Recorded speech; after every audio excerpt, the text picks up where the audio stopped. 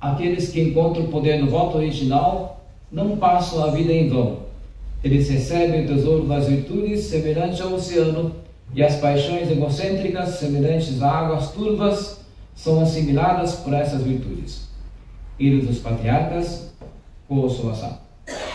Tamandamos, tamandamos, tamandamos, tamandamos, tamandamos, tamandamos, tamandamos, tamandamos, tamandamos, tamandamos, tamandamos, tamandamos, tamandamos.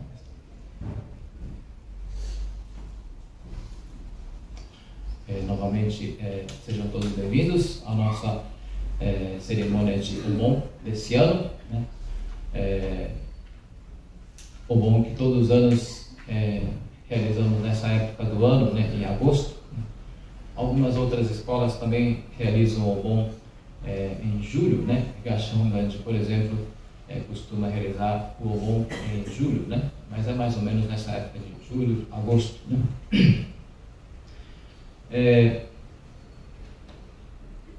Ano passado é que voltamos a realizar essa cerimônia de Obon por causa da pandemia, né? Depois de alguns anos de interrupção, e esse ano é uma grata satisfação poder novamente realizar essa cerimônia de Obon, que foi feito com os preparativos, né? Graças à ajuda da nossa associação de mantenedores do templo, né? O Kyokai, do Fujinkai, e de alguns voluntários, né? Que ajudaram principalmente a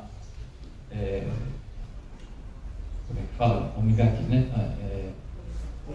Polir os metais aqui do altar, né? Por isso que os metais estão um pouco mais brilhosos, né? E também nessa semana os voluntários ajudaram na preparação dos chotins, né? Com a doação das pessoas que fizeram doação para o templo. E aí o Kyokai e os voluntários fizeram um enfeite pendurando os chotins, né? Na sexta-feira. Mas de sexta para sábado veio uma chuva forte, e metade desses chotins vieram abaixo, e aí novamente os voluntários tiveram que pendurar outros chotins, né? Mais alguns chotins para que pudesse ser enfeitado da forma como está, né? E ontem pudemos fazer a cerimônia de Hatsubon e o Obon-Dori, né? E hoje também, seguindo a realização do Obon desse ano, né? Graças a isso é que tivemos a felicidade de poder realizar essa cerimônia de hoje, né? Então aqui agradecemos a todos que ajudaram na preparação e também na doação dessas lanternas, os chotinhos, né? Já que estamos no Obon, gostaria de novamente falar um pouco, pensar um pouco sobre o significado do Obon, né? Para nós budistas, né? A origem do Obon vem com a história remonta ao início do budismo, né? A história de um dos discípulos do Buda Sakyamuni. Esse discípulo chamava-se Moggallana, ou Mokuren Sonja, né? Esse Mokuren, ou Moggallana, ele tinha uma habilidade especial, que era o da clarividência, né? Ele conseguia ver outros mundos do passado, do presente e do futuro, né? E aí, logo depois que ele conseguiu incorporar essa sua habilidade, a primeira coisa que ele fez é tentar ver onde que a sua mãe falecida estava, né? E aí, para sua surpresa, essa sua mãe estava sofrendo num mundo chamado Gakido, né? O mundo dos seres insaciáveis, né? Esse mundo é um pouco diferente do inferno, porque é onde as pessoas elas não podem nem comer nem beber nada, né? Porque a comida que chega até a sua boca, antes de poder ingerir a comida, essa comida acaba se transformando em fogo, né? Por isso que esses seres são chamados de seres insaciáveis, não conseguem satisfazer a sua vontade, né, o seu desejo de comer, né? Então, por isso elas sempre estão com fome, né? E aí, surpreso de ver sua mãe nesse mundo dos infernos, né? Ele pensou, por que a sua mãe, que foi tão bondosa com ele, acabou caindo nesse mundo, né? E aí, na verdade, quem cai nesse mundo são seres que, na verdade, ela foi boa para o seu filho, sim, mas para que o seu filho pudesse ser feliz, ela acabou fazendo as outras pessoas sofrerem, né? E também ela deixou de fazer doações ou pensar no bem do próximo, né? Ela era muito gananciosa, né? Então, por isso que ela teria caído nesse mundo dos seres insaciáveis. Aqui vale fazer um parênteses. Esses seres que caem nesse mundo dos seres insaciáveis não são apenas aqueles que têm apego àquilo que elas têm, né?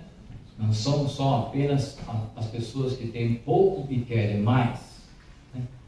Mas também podem ser aqueles que têm muito, mas não têm esse desapego de compartilhar ou dar aquilo que tem para as outras pessoas também.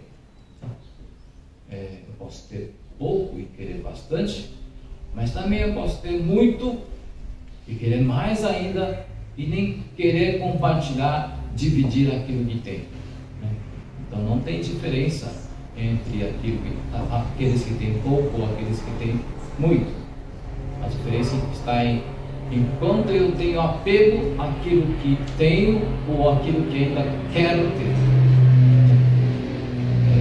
Existe uma diferença muito grande entre ter pouco e querer mais, e também ter muito e não dividir nada e ainda querer muito mais, né? Então não sei qual dos dois seria pior, né? E aí a sua mãe, na verdade, por esse desejo de apego, né, apesar de ter feito muito pelo seu filho, né, pela felicidade do seu filho, acabou caindo nesse mundo dos seres insaciáveis, porque não tinha esse desejo, esse desapego de dividir com os outros, né? Por isso que ela teria caído nesse mundo dos seres insaciáveis, né? E aí, para poder salvar a sua mãe, Moggallana consultou o Buda, né, seu mestre, seu professor, como que ele poderia salvar a sua mãe. Mas antes de consultar o Buda, ele tentou diretamente levar até a sua mãe um pouco de comida, um pouco de bebida, né? Mas como toda comida, toda bebida que chegava até ela se transformava em fogo, ela não conseguia satisfazer essa vontade, mesmo que, né, o Moggallana tivesse esse desejo de alimentar a sua mãe, toda essa comida, toda essa bebida que ele levava até ela se transformava em fogo, né? Então ele não tinha esse poder de conseguir salvar a sua mãe diretamente. E aí, consultando o Buda Sakyamuni, seu mestre, o Buda Sakyamuni sugeriu a ele que fizesse algumas doações para os monges que naquela época estavam em retiro espiritual, né? E aí ele falou que fazendo essas doações para esses monges que estavam em retiro, ele ia conseguir salvar a sua mãe. E assim fez Moggallana.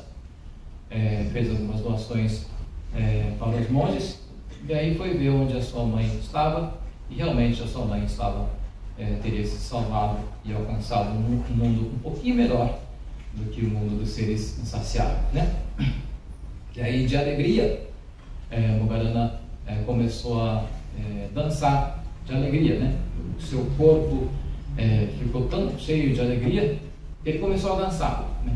E aí essa dança teria sido então a origem do Bon-Odori, né? Essa história que conta sobre a origem do Bon-Odori, né? Mas o mais importante nessa história é que, para nós, seria muito importante, né? É que não adianta a gente querer salvar o espírito das pessoas que teriam morrido diretamente, né? Alguns, às vezes, vemos pessoas que, eu quero colocar uma oferenda para o meu pai que morreu, né? Ele gostava muito de tal coisa, né? Eu acabei citando uma pinguinha, né? Algo que a pessoa de Chan Bachan gostava muito, e às vezes a pessoa traz aquela oferenda para oferecer ao de Chan Bachan que morreu, né? Mas, conforme essa história, se fosse a mãe do Bongarana, essa comida ela não ia conseguir desfrutar, porque toda essa comida ia se transformar em fogo, né? Então não adiantava nada ele fazer a doação direta para sua mãe, né? O que é mais importante é que Bongarana fez a doação para outra pessoa viva, né?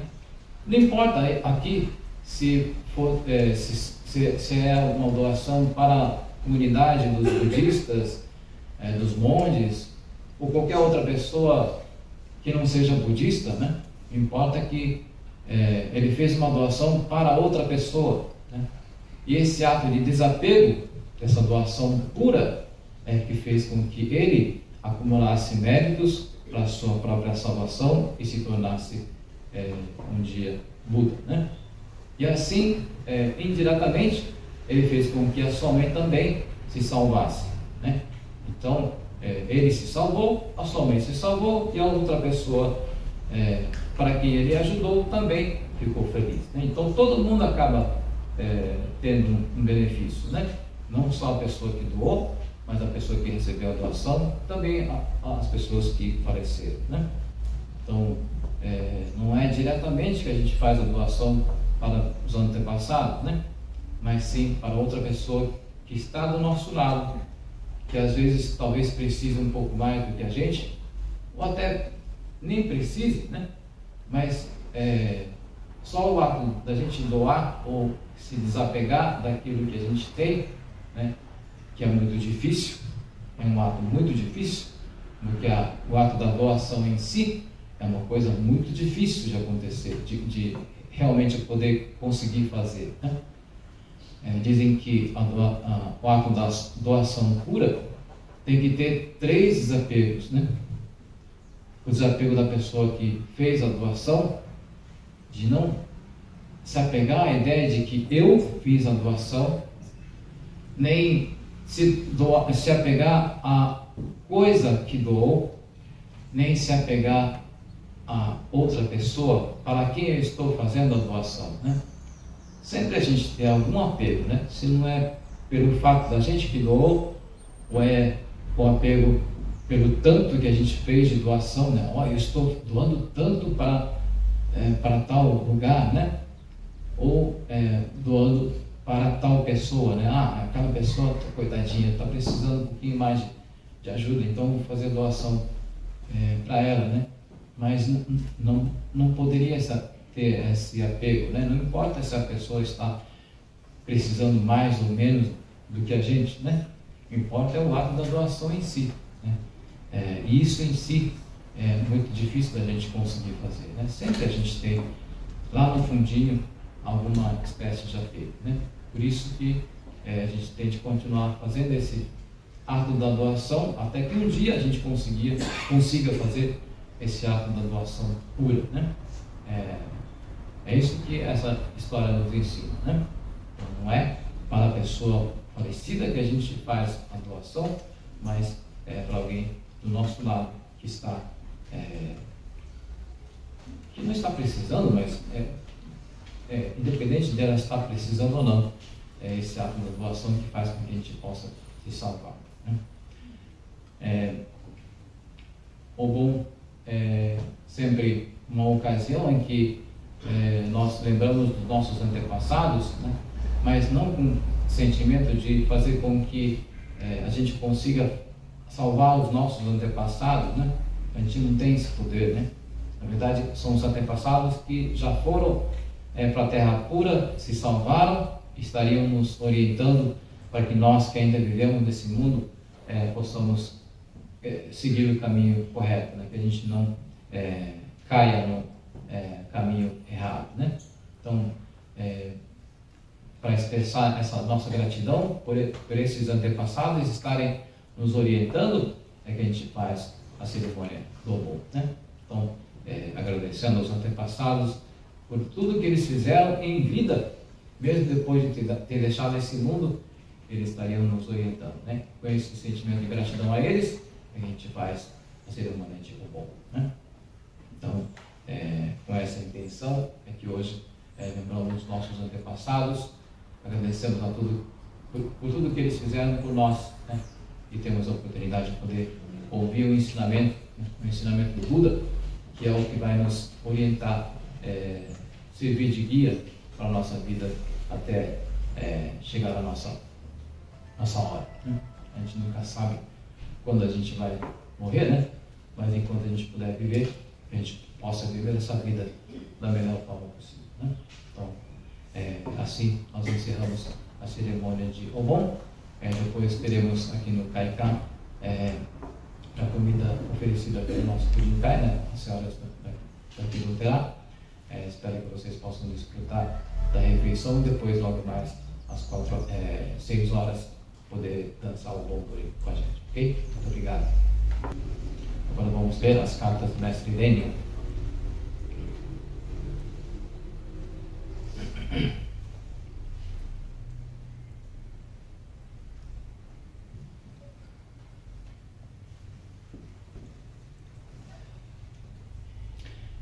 Cartas do Mestre Daniel, capítulo sobre as pessoas ignorantes desta era do Mappo. Os leigos, homens e mulheres que vivem nesta era do Mappo, carecem de sabedoria e estão mergulhados neste mundo de sofrimento. Mas se confiarem profundamente no Buda Amida, sem se desviar e recitar o Nembutsu com a mente concentrada e em completa devoção, serão sem dúvida salvos pelo Tathagata Amida, mesmo que seu mau karma seja pesado. Esse é o significado do 18º voto do nascimento na terra pura através do Nembutsu. Com a mente confiante Shinjin assim consolidada, recitaremos o Nembutsu por toda a vida, quer estejamos dormindo ou acordados. Reverenciamos sempre. Reverenciamos.